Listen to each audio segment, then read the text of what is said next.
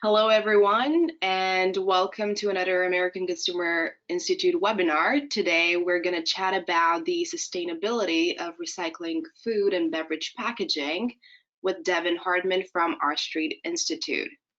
Before I go ahead and introduce Devin, I do want to say that everyone in the audience is in listen-only mode, and I also just wanted to remind everyone that and for those joining us for the first time, that the American Consumer Institute is a nonprofit educational and research institute committed to be a reasoned voice for consumers by improving the understanding and impact of public policies. If you'd like to learn more about ACI, please go and visit our website at theamericanconsumer.org and subscribe to our newsletter. Also, a few of ACI's and R Street Institute's op-eds on this issue are available for download under the Handout tab. So I'm very delighted to be joined today by Devin. Devin is the Director of Energy and Environmental Policy at the R Street Institute, where he leads a team that brings a pragmatic and analytically sound pro-market perspective to energy and environmental policy. He rejoined R Street in 2020 after serving as the president and CEO of the Electricity Consumer Research Council, ELCON, the National Association of Large Industrial Users of Electricity. He remains a technical advisor to ELCON and serves on their behalf on the Member Representatives Committee of the North American Electric Reliability Corporation. Before ELCON, Devin established R Street's electricity policy program in 2016 based on principles of market competition and consumer choice and good governance. He has previously worked for the Federal Energy Regulation Commission, the Indiana Utility Regulation Commission, the U.S. Environmental Protection Agency, and various energy and environmental policy nonprofits organizations. So welcome, Devin. Thank you for joining us today. Thank you very much for having me. So consumers are getting pickier about what they eat. And now more than ever, people want to know what's in their food.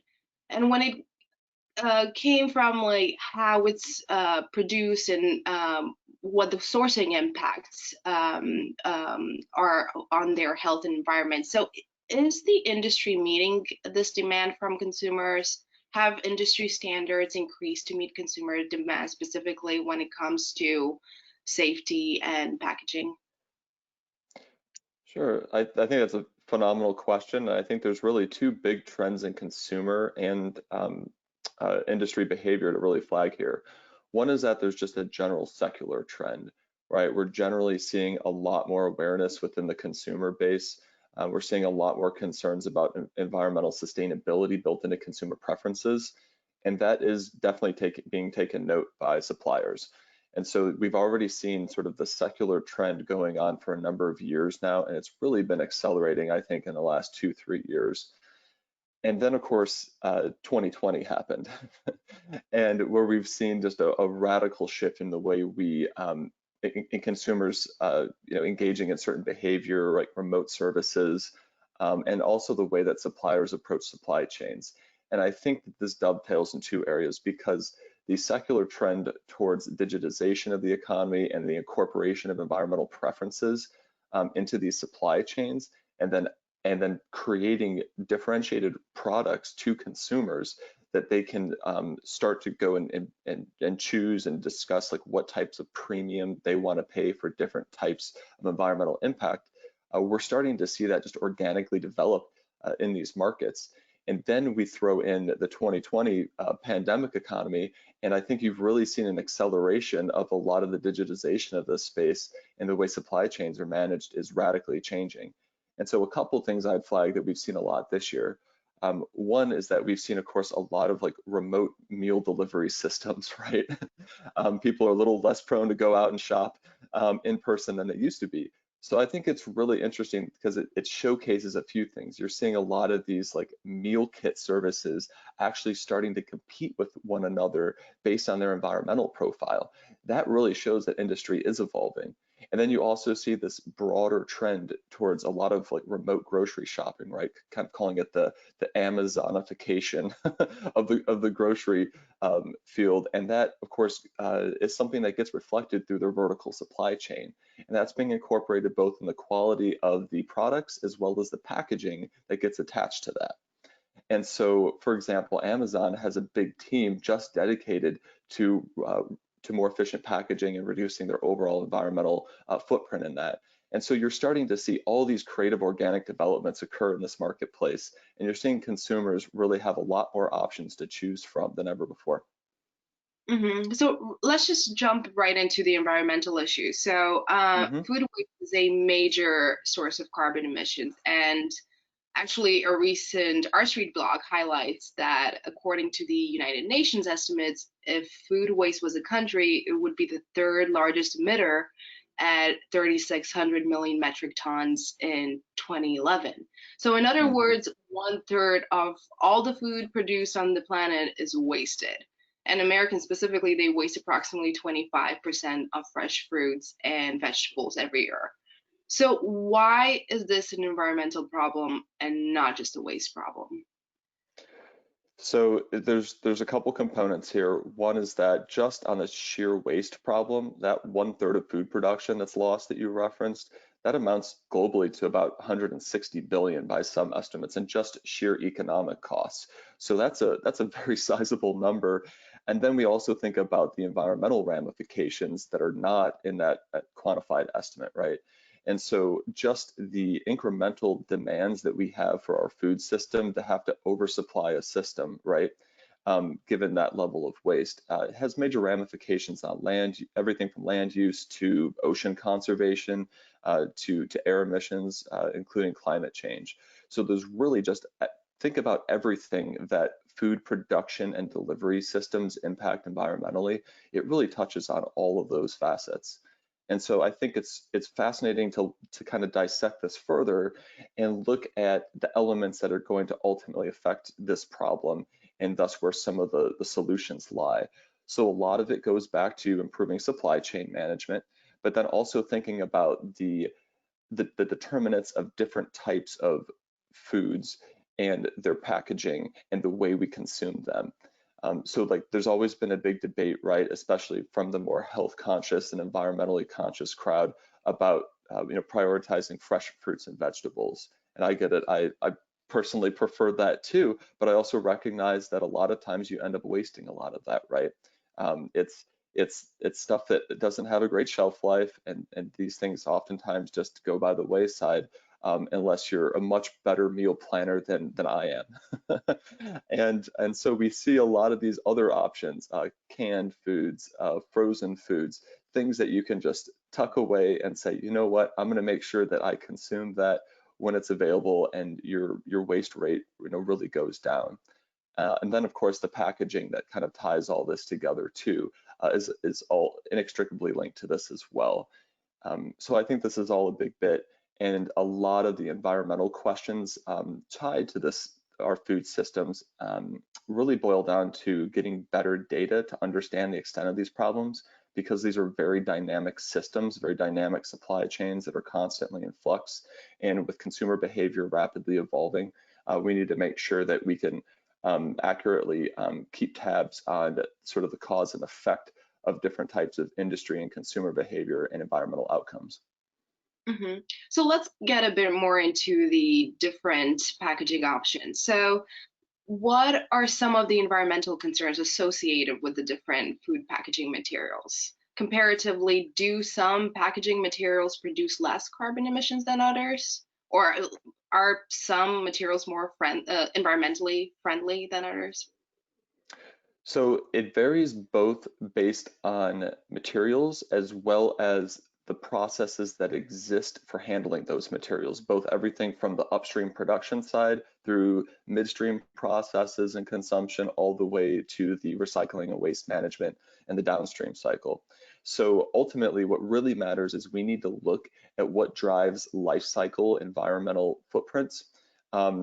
Subject to different types of behaviors and processes within these systems. And so just to characterize a few things, obviously there's a very big difference between whether the consumption of a given material is being sourced from just original virgin product or if this is coming from recycled content. And then of course, like the environmental implications and the relative environmental benefits within a product, but also across products varies quite dramatically between like recycling processes as well as virgin extraction. And so, one thing that really comes to mind, of course, is the contrast between three materials in particular as it relates to food and the beverage industry. I think that's aluminum, glass, and plastic. And so, for example, if we look just on the carbon profile, and there's so many other considerations, but let's just zoom in on that. Based on EPA data, the avoided carbon from, both reducing your consumption of behavior or recycling more is lowest incremental impact for glass. It's several times higher for plastics, and then it's several times higher than that for aluminum. So you see a vastly different environmental footprint tied to changes in consumption behavior and recycling behavior across these products. The thing that's really interesting about aluminum too is that it offers a far greater benefit in the recycling process because it can be recycled in perpetuity and its inputs require less energy in a recycling process than in virgin development of the material. So thus you see the ability to substitute between different types of products having a very different effect on environmental footprints, especially if we're using better environmental processes like recycling. Hmm. So does it matter how we recycle? And is it true that many of the items marked as recyclable or assigned a recycling code are not actually recyclable? So I'll probably get into that a little bit later in greater detail, but yes, there's a few very critical distinctions to make. One is, of course, simply like what is recyclable and what's not recyclable, but then also recognizing that there's a lot of variation between what is recyclable. And so the recycling process itself varies dramatically across materials, but also not just the cost of those recycled products, but also the secondary market for those varies dramatically. So that really affects the economics of recycling, and thus that ultimately affects in many ways the difference between the technical potential and the economic potential for recycling different materials. And of course, a lot of content that is recyclable either doesn't get into a recycling system or some of it does and it just ends up not even, you put it in the blue bin and a good chunk of it doesn't even end up getting recycled because the numbers just don't make sense. And so what we do see is, there's to speak to this vast difference across products, after sorting and processing losses, about 82% of aluminum cans are available for what we call closed loop recovery. That's where you can take an aluminum can and repurpose it into another aluminum can, as opposed to downcycling it or converting it to another product.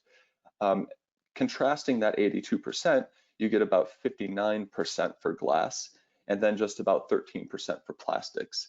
So there's pretty stark differences just within the materials on a comparative basis.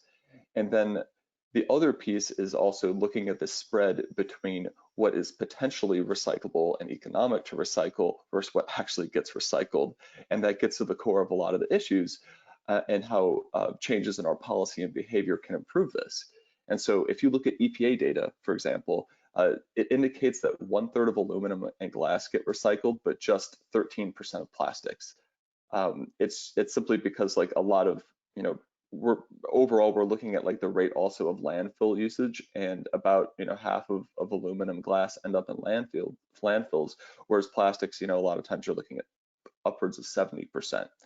And so you do see a big difference between what's recyclable and what's actually recycled, and a lot of that has to do with the underlying physical components and the economics across materials. Mhm. So a lot of the concerns come from regulators regarding the health and safety managing food waste, but a Hmm. lot of it is just misinformation. And there seems to be a lot of misinformation surrounding packaging sustainability and recycling, which can lead to consumers, right? For us to consumers to make bad personal decisions, but it can also lead to bad policy decisions. So, in terms of policy, what have we seen, and that's federally and at state level, to work in terms of addressing the core problems of packaging emissions and food waste?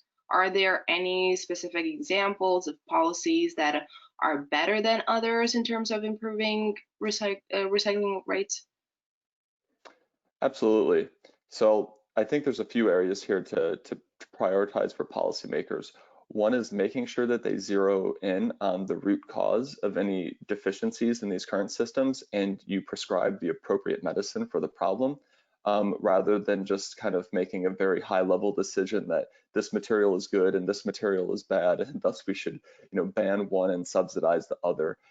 We've seen, of course, plenty of controversy in the plastic space, in particular, over the last couple of years on this. And frankly, a lot of these policies that are being pursued are not effective, and sometimes they have a lot of adverse consequences and can be counterproductive. So it's important for policymakers to really zero in on what matters. And to your point on making sure consumers, but also fully integrated supply chains are operating with the best information available, I think you start off with that. You try to get better information throughout the full production and consumption cycles of all these products. So that for policymakers means, getting to the root cause of saying like, hey, is there any opaqueness in these processes? Can we make any transparency and reporting improvements? Can we get better access to information? Can we get higher quality access, higher both access and higher quality information into the hands of consumers? And then you just naturally see consumer behavior, changing in response to that. So I think that's sort of policy makers kind of item 1A. And then 1B, I think you also get to the areas of saying, even if these systems have perfect information, right? Producers and consumers know everything there is, say in a perfect world, you still do see some environmental effects that are not fully internalized yet, in these private transactions. And that's where policymakers need to look at aligning the incentives of private transactions, that internalize the environmental effects of these types of behaviors. And so this gets into the area of, to your question also, of what drives very effective recycling rates.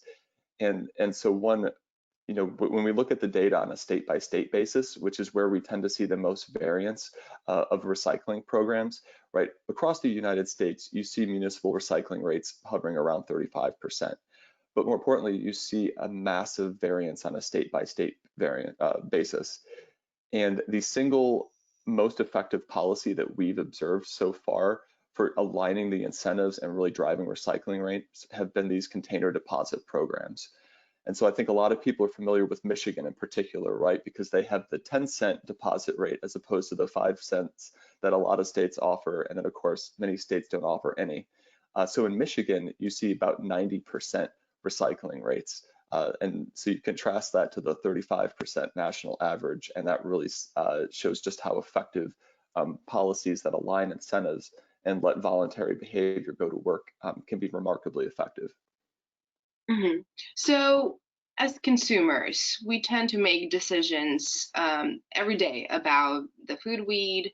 So, how does misinformation about sustainability, and that includes both food waste and packaging recyclability, change the math? Uh, are there any important detailed information that we as consumers are missing? Yeah, that's a complex question in an application, but very simple in concept, I think. So first off, there is, of course, a lot of greenwashing, both in this particular area as well as really any area of frankly in the environmental sustainability field. So that's kind of a core problem that we have to address just kind of right out of the gates. And so the value of having consumers, but also companies know where to get information that is verifiable and reliable is absolutely paramount for these systems to work. So I mentioned before that there's a lot of data gaps in this field. One of the challenges is that there's a lot of complexity in these supply chains, right? It's not as simple as you go into the store and you say like, well, this product versus that product has this real simple impact. It kind of depends like where was this source, where was this product sourced from? How is it going to be used in the downstream process, right? Does my local utility recycle this type of product? So you do see a lot of variance, and that complexity needs to be conveyed through better information. So we have to address areas where there's like a root deficiency of data gaps throughout these supply chains, but then also boil down all that complexity to very simple numerical indicators and metrics that are digestible by consumers.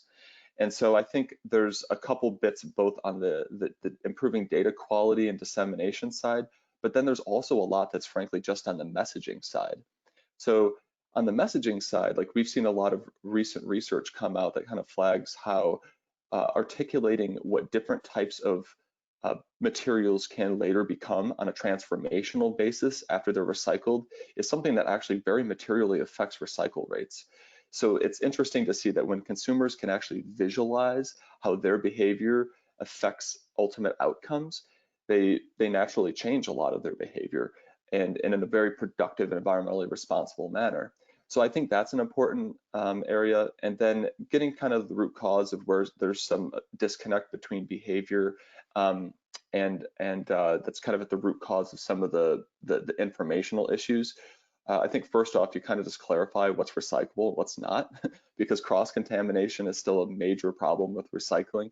So that's like the first area out of the gates. And then the more nuanced conversation becomes, what are the variances between recyclable products? And most consumers are still generally think of all recycling products as having the same environmental profile. And that's, as discussed, not the case. So better communicating that information is really important. And for maybe some of the more sophisticated consumers, at least introducing some of the key concepts like closed versus open loop recycling can, start to get some of the more sophisticated elements, I think, to really think through this. And a lot of times a block of consumers, a sophisticated segment of the market can actually very meaningfully change a lot of producer behavior that ends up tailoring to sort of those early movers, if you will. Hmm. And I really do want to get a bit into the consumer behavior that you mentioned. So, and that's because consumer attitudes and behavior towards sustainability and recycling is a very important part of this. And Mhm. you did mention in the beginning that arguably consumers have become more environmentally conscious. So, what can consumers do more about curbing food and packaging waste? Is there a specific role that consumers should play in cutting down food and packaging waste? Yeah, so I think there's a couple things. First off, I think the biggest transformational effect will be to see if we can bridge the life cycle environmental effects of both purchasing behavior as well as recycling behavior and waste management decisions, into the actual consumer behavior process more. And that's really critical leap to take. And so I think some of that again is going to go back to understanding some really complex concepts that can be boiled down to something that's fairly digestible. So if you look at sort of like the flow charts, right, of sort of the life cycle effect of different types of products under different types of policy regimes and economic underlying economic drivers, it's a lot to digest, right? Even the wonks get confused about this stuff. So we need to really like dumb it down, I think, to some really clear takeaways that people can go, this is how my behavior is going to affect this type of outcome, and I can visualize it and understand it. And then you also provide information for consumers that have varying degrees of interest in the subject matter. The ones that are going to, again, be a lot of the big industry drivers. That segment needs to kind of have an information clearinghouse so they can go to better understand this. And so just getting sort of like the basic like consumption and recycling hygiene in place is big. Just making sure people dispose and recycle responsibly is big. And then you get into some of more of these complex incorporation of life cycle effects. But just to underscore even the very basics of disposing or recycling responsibly, a lot of the problems that we hear today You think about plastics in oceans, a lot of the real headline grabbing things these days. A lot of this stuff can be remedied just by simply doing waste management much better than we currently do it. So just doing like the implementing the existing processes much better can be a huge first step. But then to really get closer to this like circular economy concept, we ultimately really need to be driving life cycle environmental effects into these organic market processes. Hmm. I also do want to ask, how do consumers' food and beverage purchasing decisions impact the viability of recycling?